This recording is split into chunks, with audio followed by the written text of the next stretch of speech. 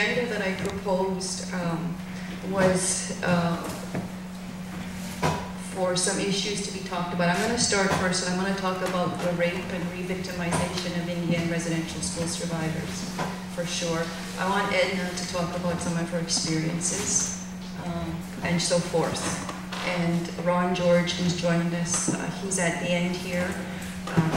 He'll give a short perspective on non-status issues. So I'm going to start at this end down here.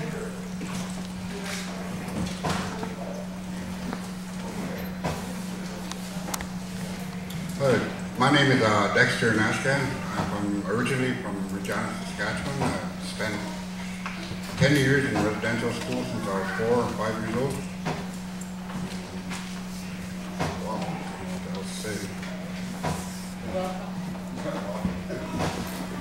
Bonjour, my name is Delaney Sharp.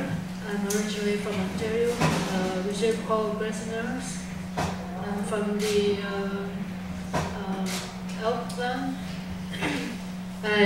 My reserve is Brasenars, and I attended 2 residential schools, one in Kenora, Ontario, and one in Fort Francis. And I spent a total of 8 years in those residential schools. Hello, my name is Edna Brass. I spent 9 years in residential school in Prince Albert. This is my family here that didn't survive. They were all residential school survivors, and my mom is there too. I'm the 2nd generation of the residential school people. My mom would have been 104 if she had been still living. And I'm from the Key First Nation in Saskatchewan. Greetings, Annie. My English name is Betsy Boulier. Yeah, those 2 people need to be accommodated. Sorry for the break, but we have 2 more residential school survivors who I would like to join at the table. Okay, so going back to my introduction. My Indian name is Kwante Singh, which means turtle. Not because I'm wise or any gifts that I've been given, but because I'm slow. And my English name is Betsy Briere. My residential school numbers are number 66, 63, 62, 59, 52, 49, and number 16. And I'm also a truth teller. I was confined for 7 years in Fort Alexander Indian Residential School.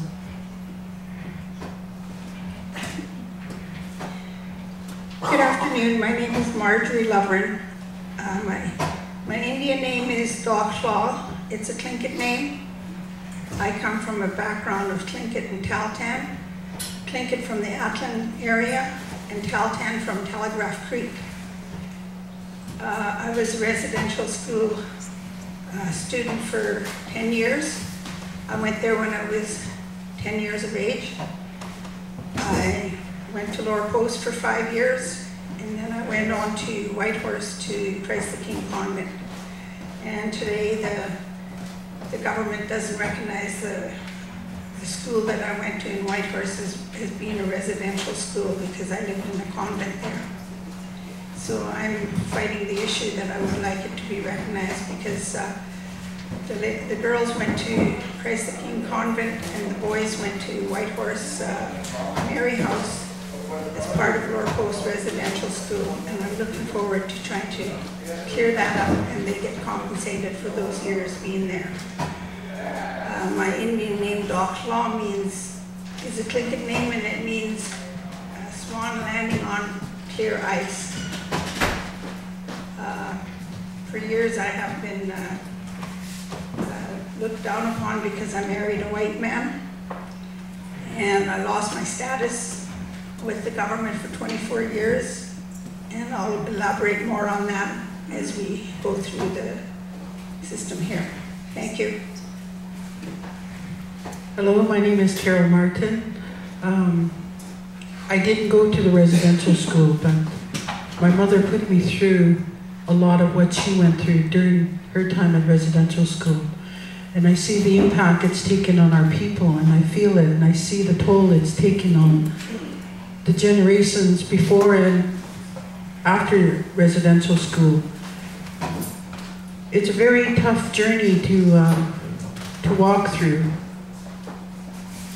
You know, it robbed me of a lot of things in my life. It robbed me of my family. I was brought up in a group home, and I had a lot of why questions growing up, and it wasn't until I got older that I found out a lot of those questions, you know, about why the very people who I'm supposed to trust were the very people who hurt me. But I went to school and I educated myself. I found out some of the questions that I was asking myself as a little girl. My whole childhood was robbed when I was little.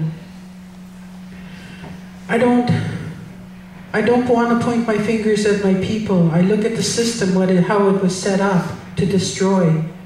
You know, the self-hatred. When I was looking out of white eyes, I was so conditioned and so brainwashed to think, see, and hear a certain way. You know, I was who they wanted me to be. You know, I lost my language, I lost my connection to my family. So I'm here to support the residential school survivors. Good afternoon. My name is Gladys Tom-Osawamik. I'm originally from Paul River. I'm Coast Salish. I'm married into Ojibwe. I'm also a professional counselor, and I'm unemployed right now. And I'm really hoping that I get a chance to speak on what I've been going through as a residential school survivor as well too. I'm learning more about oppression in our communities and as well as organizations and how it affects me as a survivor. And of course the labels of where I've been as a child as well too. I continuously hear different name calling from our own people at an adult level, you know, such as the residential school mentality, you know. I don't get very emotional anymore. I've done a lot of healing in my past years, and I empathize and sympathize. I still do have tears.